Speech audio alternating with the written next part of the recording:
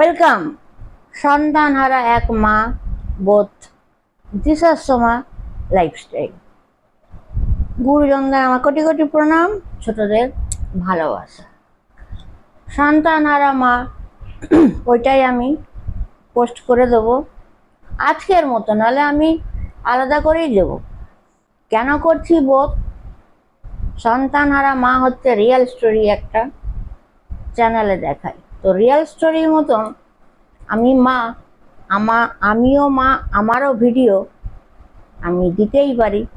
মা ছেলেমেয়েরা রক্ষা করা, সেই ধরনের কথা।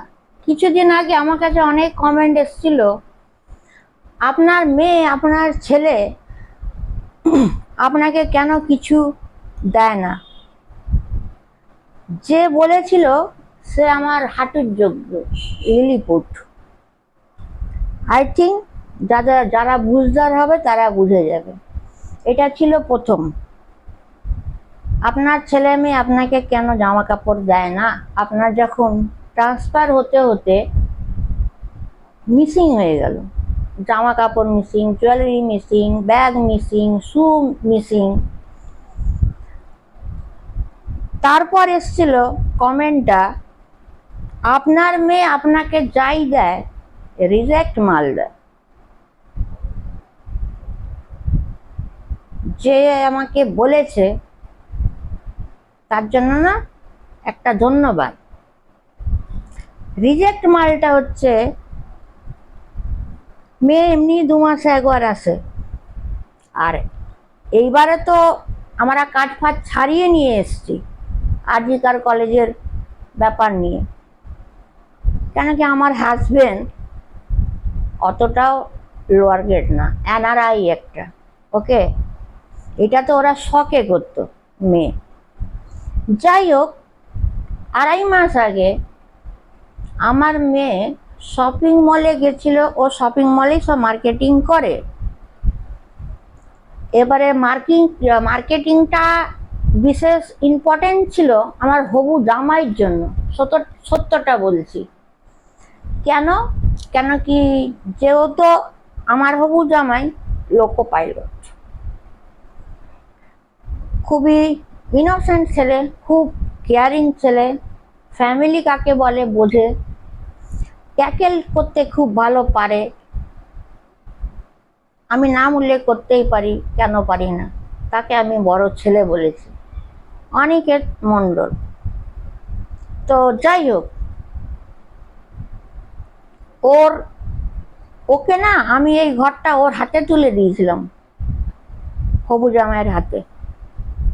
বলেছিলাম আজ থেকে অনিকেত তুমি মেনটেন করবে আর আমার মেয়ে মেনটেন করবে, because I am not fine. হবু জামাই হচ্ছে অলরাউন্ডার। যেমন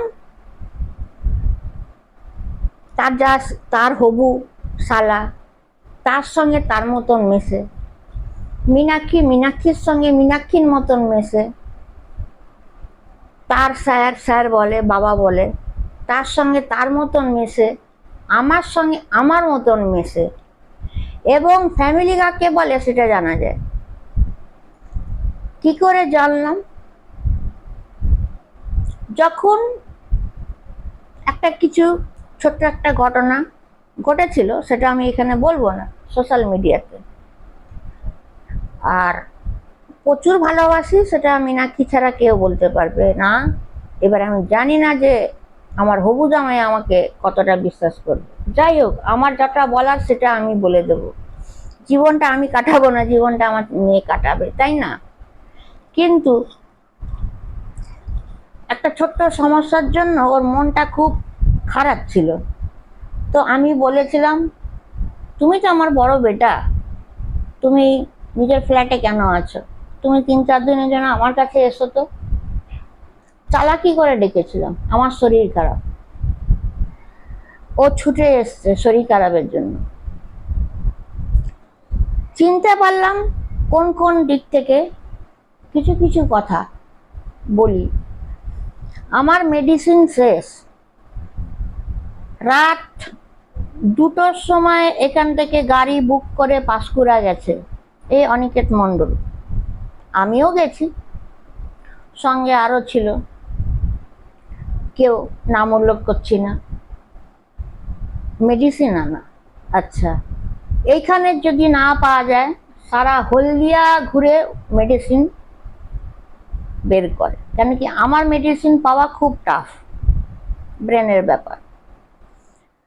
তারপরে ওর কেয়ারিং, কি রান্না হবে, কারা জল খাবার খেয়েছে, এখন বাবাকে রেস্ট করতে দাও, এখন মাকে ডাকার দরকার নেই, এবং গিফট কিনে দেওয়া সকলকে। ঠিক আছে, ওই যে ব্ল্যাকটা পরে বসি, হবু জামাই তো কিনে দিয়েছে, তো ওর মধ্যে কেয়ারিংটা খুব আছে। ঠিক আছে, আর ও খুব ভালো করে জানে যে মা কারোর জিনিস নেয় না। কেন কি আমার একটা কোনো পাস্ট হিস্ট্রি আছে।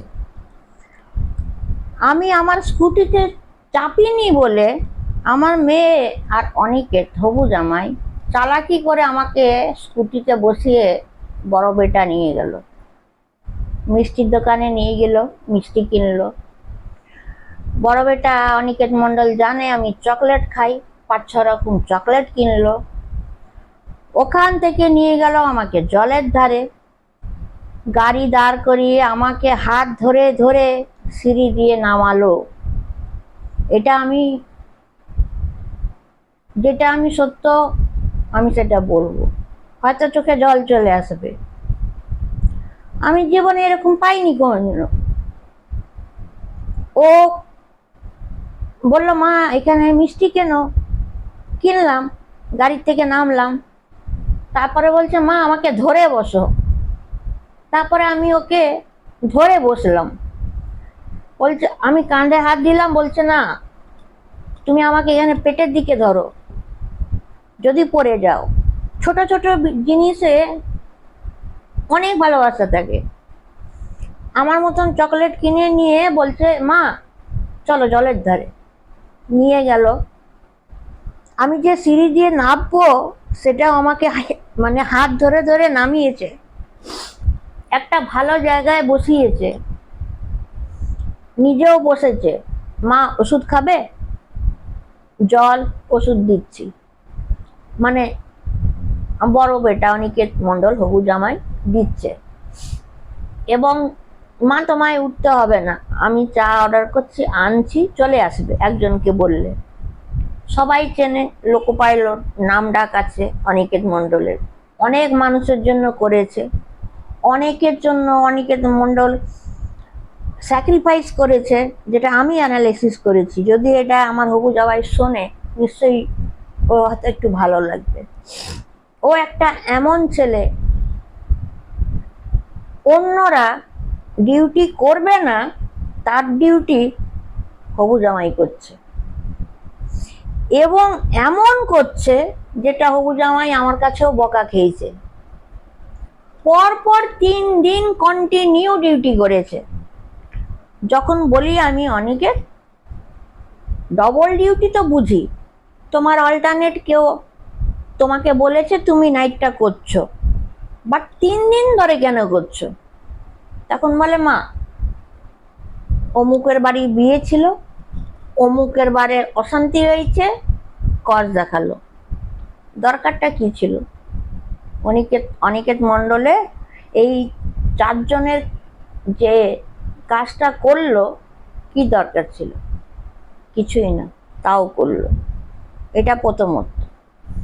দ্বিতীয়, অনিকেত মণ্ডল আমার হবু জামাই যখন এখানে, ওর তো ফ্ল্যাট ছিল, গাড়িও ছিল, গাড়ি আসতো নিয়ে যেত ওকে। ও একা খেতেই বেশি পছন্দ করে, বেশি কিছু খাওয়া হিজিবিজি পছন্দ করে না। ভাত ডাল আলু পোস্ত হলে হয়ে গেল, ডিম ভাজা হলে হয়ে গেল, এই টাইপের। কিন্তু কোনো কারণে দুটো কলিগকেও রাখলো, এতটাই মানে দয়ালু। রাখলো নিজেরই পকেটের খরচা করে সারা মাস খাওয়াতো, কিন্তু কোনোদিনও অনিকেত মণ্ডল বলেনি যে তোরা আমাকে টাকাটা দে। হয়তো শখ অনিকেত মণ্ডলও হয়ে যাবে যে আমার মা কি বলছে, মা তো বুঝে যায়। তারপর আমি যখনই এখানে আসতো না, এই টিফিনটা নিয়ে যাও, এই জলের বোতলটা নিয়ে যাও, ছোট্ট ছোট্ট জিনিসে। এবং ওই একমাত্র আমাকে গিফট দিয়েছে লং গাউন। মেয়ের সঙ্গে গিয়ে মেয়ের কিছু কেনেনি, আমার 2 রকম লিপস্টিক, ফেস পাউডার, টিপের পাতা, না বলে না জানিয়ে এনেছে। এমনই একটি ছেলে দিত, এবং রেসপেক্ট খুব করে, ন্যায্য বিচারটা ও খুব পছন্দ করে। ওকে মিথ্যে বললে ও রেগে যায়। রং হবে, এটা অনিকেত মণ্ডলের নামেই বলা হচ্ছে। তো আমরা না কিছু কিছু মানুষ আছি, মানুষ চিনতে ভুল করি। আমরা এটা দেখি না আমার মেয়ের বিয়ে হবে, তা যার সঙ্গে হবে সে কেমন, কিন্তু আমি যা পেয়েছি তাকে হীরার টুকরো বলবো। বাসটা ও করবে, বাস আমি করব না। কিন্তু ওর যা কেয়ারিং, বিয়ে হয়নি এখনো, যা কেয়ারিং, ওটারই মানুষের মন যেতে। তো যাই হোক, একটা ছোট্ট সমস্যার জন্য আমি চালাকি করে ডাকলাম। এত কেয়ারিং বলার না। আমি বললাম তুমি মন খারাপ করো না।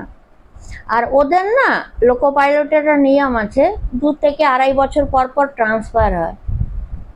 এবারে ওর মনটা খারাপ কোথায় ছিল জানো? ট্রান্সফার হয়ে যাচ্ছে দূরে। বলছে মা আমি থাকবো কি করে, মীনাক্ষী আছে, রাহুল আছে, বাবা স্যার আছে, মা তুমি আছো, ডোডো আছো, আমি থাকবো কি করে? তোমাদের কাছে যা ভালোবাসা পেয়েছি। বললাম সব যাবে আসবে, কি করবে?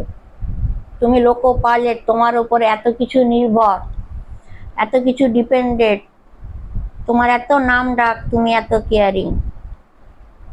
এবং ওকে আমি একবার দুঃখের সয় বলেছিলাম যে আমাকে কেউ গিফট দেয় না। ও সঙ্গে সঙ্গে বেরিয়ে গিয়ে গিফটটা কিনে নিয়ে আমার কাছে ঢুকলো।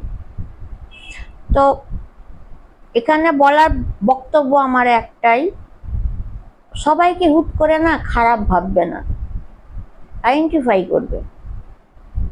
ঠিক আছে, সেটা আমার লাক ফেভার, পছন্দ আমি করেছি, লাইকটা আমি করেছি, আমি দেখেছি, এটা আমি ইনভলভ, আমি তো মা। তো যাই হোক, অনেকের প্রত্যেককেই খুব ভালো রাস্তা দেখায়, ছেলে মেয়েকেও দেখিয়েছে। তো যাই হোক, অনেকের তুমি যেখানেই থাকো ভালো থাকো, আমার আশীর্বাদ রইল, ভালোভাবে ডিউটি করো, মিস তোমাকে করি।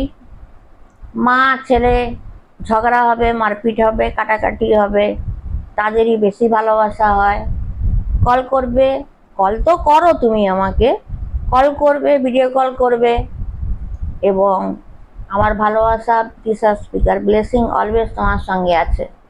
এগিয়ে যাও, এটাই বলবো। চলো, লাইক শেয়ার কমেন্ট সাবস্ক্রাইব করবে।